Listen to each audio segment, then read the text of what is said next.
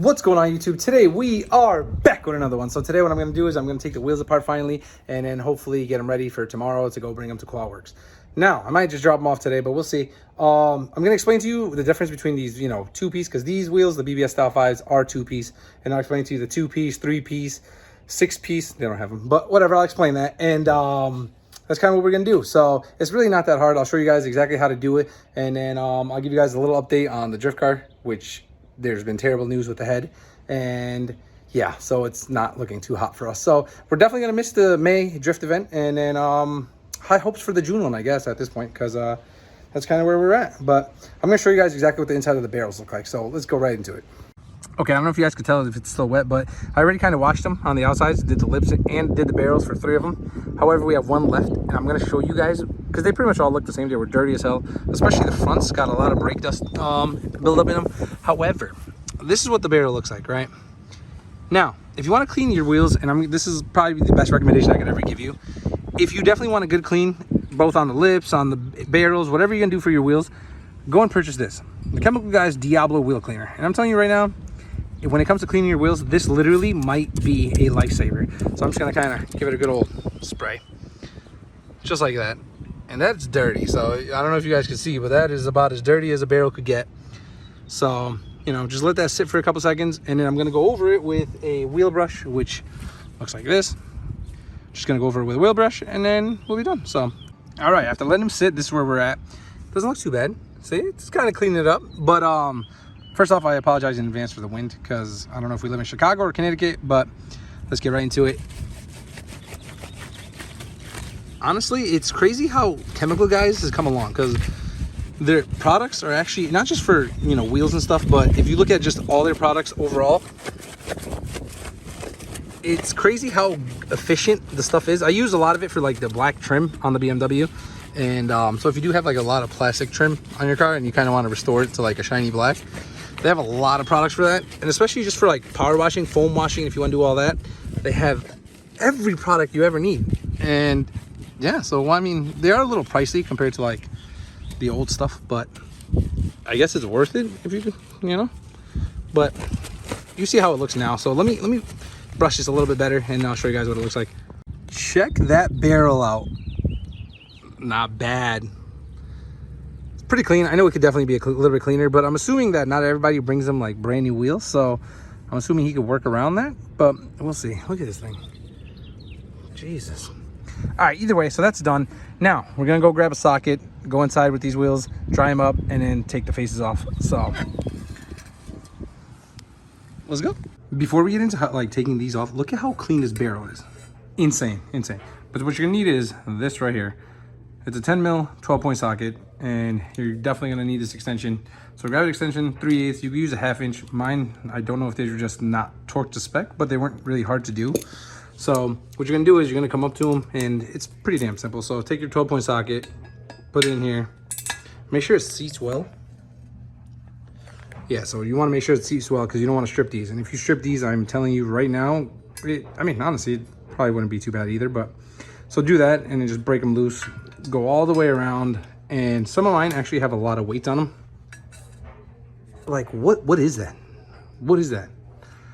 Anyway, so go all the way around and I'll show you exactly how to separate the face from the lip and the barrel. So I'm gonna show you guys a little trick that I use to be able to get the hardware out. So if you look at it right here, this has got little splines on it. Yeah. So these are not easy to take out by any means. Now, there's a couple things you could do. You could grab a hammer, any kind, doesn't really matter. Start pounding on it, but you have no clearance. So that's not gonna work. So what I do is just throw the 12-point socket right back on, and then take the nut that was on the back of them. As you can tell, I already removed all the nuts, but you just take the nut and then, hold on, give it a couple thread spins. Spin. Boom. Now, with that being on, what you're gonna wanna do is put this in here, and you're gonna hammer at the top of this. So let me show you guys, hold on. Okay, I know it's not the best angle. However, at least it will get me to be able to show you guys what's exactly happening here. So like I said, make sure it's seated. And now the reason why you're doing it this way is because when you do hammer it down, the nut and the bolt, the whole hard weight itself, doesn't just fall through. So you just start pounding on this, and listen, it is not gonna be easy. So when I tell you that you gotta give this thing the good old works, make sure you give it the works. Ah.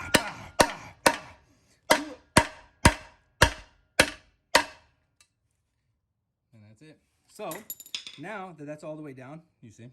So what you could do is push up and then take the nut off. Once you get the nut out, right? This right here, we'll be able, and there you go. Now the hardware's off. And then you should be left over with this thing. Now, a couple things I recommend.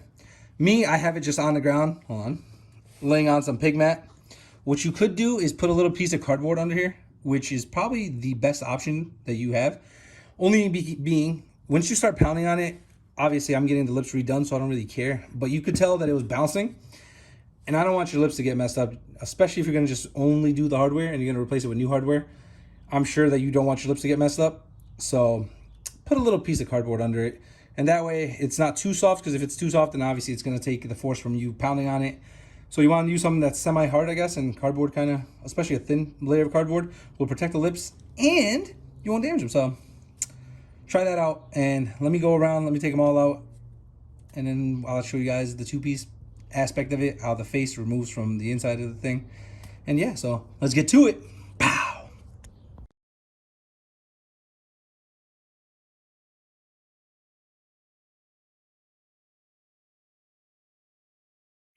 All right, guys, now with all the hardware off, let me show you. Perfect. What you're gonna do is you're gonna flip it over, okay? There we go. Layer down flat. Now, this also is not gonna come off easy. So obviously we don't want to damage the face at all, because like I said, we're not going to redo the faces this time. And if you're like me where you're not going to redo them, I know you do not want a single scratch on these.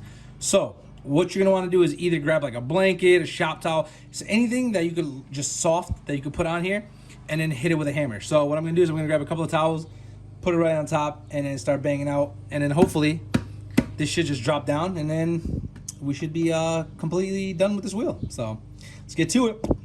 Okay, so what we had to do was we had to switch it out. So we switched out from this to the good old rubber mallet. So like I said, I got a couple of freaking towels right here. Little, you know, a little protection right here. So grab those, put it on top. Now you can center it, but my mallet's not big enough to center. So what we're gonna do is I'm gonna try to aim over here on the lip, on the faces. So put your towels, nice, nice. And then just kind of, hopefully we just bang it out.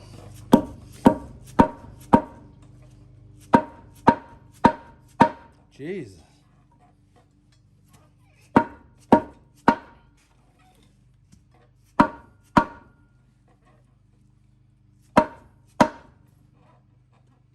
Huh.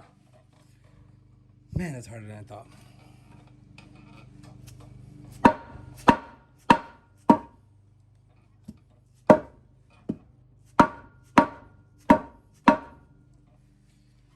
Okay, well, let's try to find a different thing. All right, I figure while we're here, we might as well just explain exactly what's going on. So the reason why these BBS Style 5s are called two-piece is because this face obviously detaches from the barrel and the lip. So this one I already took apart, and bam. So what do we got? We got two pieces. You got the faces and the lip and the barrel. Now, when it comes to, hold on. Now, when it comes to three-piece wheels, the same exact thing happens. The faces come out. However, you'll be able to separate the lip and the barrel, and then obviously you'll be left over with three different pieces. So, now, why are three-piece more expensive? It's because the three-piece you can always service. And what I mean by that is you could do the hardware, the faces, the lips, the barrels, and there's a lot of customizations in three pieces. So if you do end up wanting, you could always go bigger lip, bigger barrel, whatever you're going to do. So change the hardware, change the faces.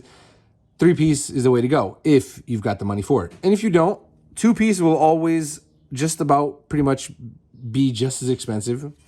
And there are two-piece wheels that go for insane amounts of money. So I'm telling you that right now. But if you are in the market, I would say either two-piece or three-piece. That's the way to go, especially deep dish. And yeah, so that's my little 2 cents on what two-piece wheels are, three-piece wheels are, and yeah. So at least we got 2 of them done. Now we got 2 left over, and yeah. Guys, it is official. This is finally all 4 are done. I want to show you guys exactly what they look like, just so that we have like a before and after. So I am going to go drop them off now.